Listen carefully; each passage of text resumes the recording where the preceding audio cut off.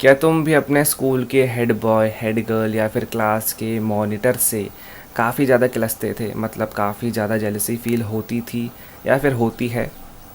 क्योंकि उनके पास थोड़ी बहुत स्पेशल पावर होती हैं, जैसे कि बाकी बच्चों को इंस्ट्रक्शन देना, उनको कंट्रोल करना, उनसे काम कराना और उनके बारे में शिकायत करना अपनी टीचर से।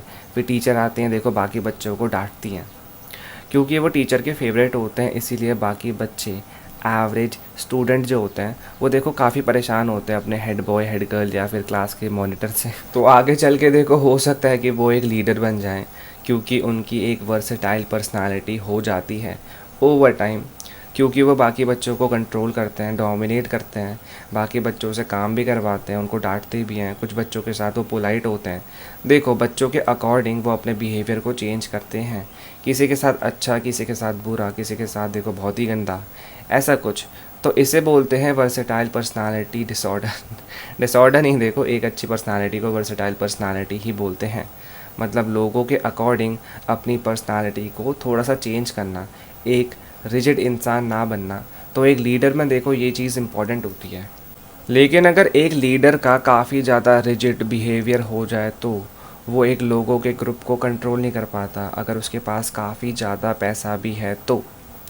क्योंकि एक ग्रुप में देखो बहुत सारे ना अलग अलग लोग होते हैं, जिनका अलग अलग बिहेवियर, अलग अलग डिमांड्स, अलग अलग प्रायोरिटीज़ होती हैं।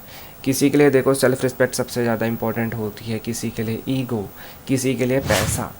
तो इन सभी इंसानों से डील करनी होती है एक लीडर को। तो ये चीज़ ना तुम्हें पॉलिटिशियंस में देखने को मिलेगी।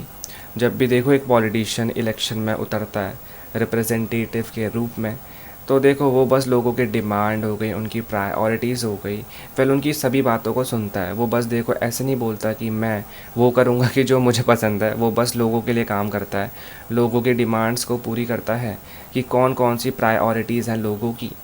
तो एक ना ये सिंपल चीज़ होती है जो कि हमें देखने को मिलती है पॉलिटिशियंस में, जिससे कि वो काफ़ी ज़्यादा फेमस हो जाते हैं। और यही सेम चीज़ होती है ऑफिस, कंपनीज़, फर्म्स में भी, जहाँ पे देखो बहुत सारे एम्प्लॉयज़ होते हैं और सभी एम्प्लॉयज़ के डिमांड्स को पूरा करा जाता है।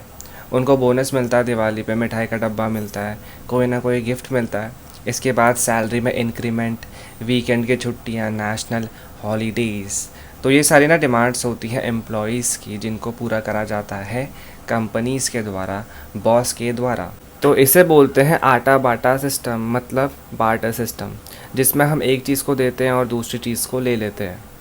यूट्यूब पर भी देखो सेम ही चीज़ें होती हैं, जैसे कि एक कंटेंट क्रिएटर होता है, एक यूट्यूबर होता है, उसे हमेशा ये ध्यान में रखना पड़ता है कि कौन सा कंटेंट उसे कौन से टाइम पर पोस्ट करना चाहिए। देखो कौन से कंटेंट से उसकी ऑडियंस को हेल्प होगी, एंटरटेनमेंट के पर्पज़ से, लर्निंग के पर्पज़ से, स्किल के पर्पज़ से, और उसका अभी का कंटेंट पुराने वाले कंटेंट से डिफरेंट है या फिर नहीं। तो उन्हें ना ये सारी चीज़ों को ध्यान में रखना पड़ता है कंटेंट को बनाने से पहले।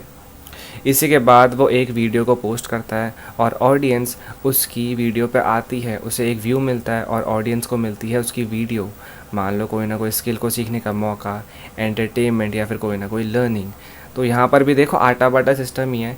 एक इंसान ने दूसरे इंसान के लिए कोई ना कोई काम किया एंड दूसरे इंसान ने पहले इंसान के लिए कोई ना कोई काम किया रिटर्न में। तो मैटर ये नहीं करता कि तुम स्कूल के हेड बॉय, हेड गर्ल या फिर क्लास मॉनिटर रह चुके हो या फिर नहीं। मैटर ये करता है कि तुम्हारी एक वर्सेटाइल पर्सनालिटी है या फिर नहीं। क्योंकि अगर तुम्हारी एक रिजिड पर्सनालिटी हुई तो इससे देखो हमेशा के लिए तुम एक एवरेज इंसान ही रह जाओगे। तो इसको बदलने के बारे में सोचना, एक आईने को देखो। इस वीडियो से अगर तुम्हारी थोड़ी भी हेल्प होती है तो खुद को एक थैंक यू बोलना। बाय।